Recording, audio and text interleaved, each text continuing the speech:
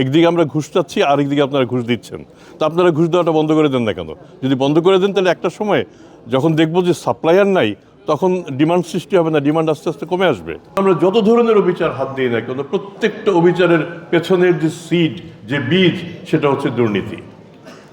তাহলে আমাদের সমাজের আমাদের প্রধান আকাঙ্ক্ষা কি? যে একটা ন্যায় বিচার ভিত্তিক সমাজ গঠিত হোক।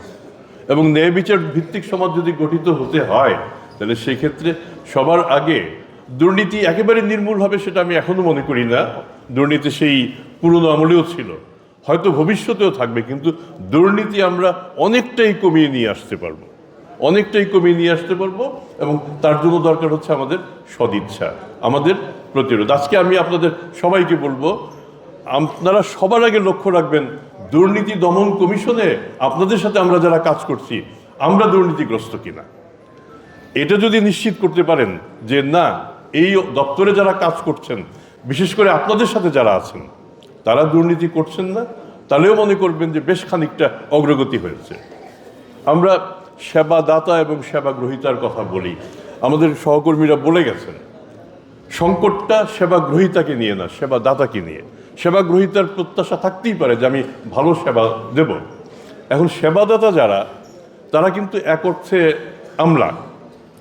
আমলাতন্ত্রের একটা বড় সংজ্ঞা হচ্ছে how not to make a decision. একটা সিদ্ধান্ত না নিয়ে কিভাবে আমি আপনাকে ঘোরাতে পারি। তাহলে আমরা যে যত বেশি ঘোরাতে পারি, সে তত বেশি ক্ষমতাবান। আর ক্ষমতাটা তখনই প্রমাণিত হয় যখন আমরা এই ক্ষমতাটাকে অপব্যবহার করি।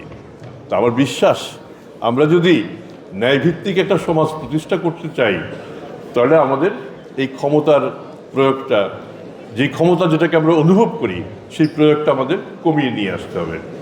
ক্ষমতাটাকে মনে করতে হবে আমাদের দায়িত্ব। এই অন্তর্বর্তীকালীন সরকারের যে প্রত্যাশা, এই প্রত্যাশা আমরা সবাই আমাদের সাধ্যমতো মেটাতে পারবো। দুদক একটা স্বাধীন প্রতিষ্ঠান হিসেবে, পরিপূর্ণ স্বাধীন প্রতিষ্ঠান হিসেবে আত্মপ্রকাশ করবে, সেই বিশ্বাসও আমরা করি। এবং এতে সবচেয়ে সহায়ক হবেন এখানে যারা সেবা গ্রহীতা এবং সেবাদাতা উভয় পক্ষই। একদিকে আমরা ঘুষ চাচ্ছি, আরেকদিকে আপনারা ঘুষ দিচ্ছেন। তা আপনারা ঘুষ দেওয়াটা বন্ধ করে দেন না কেন?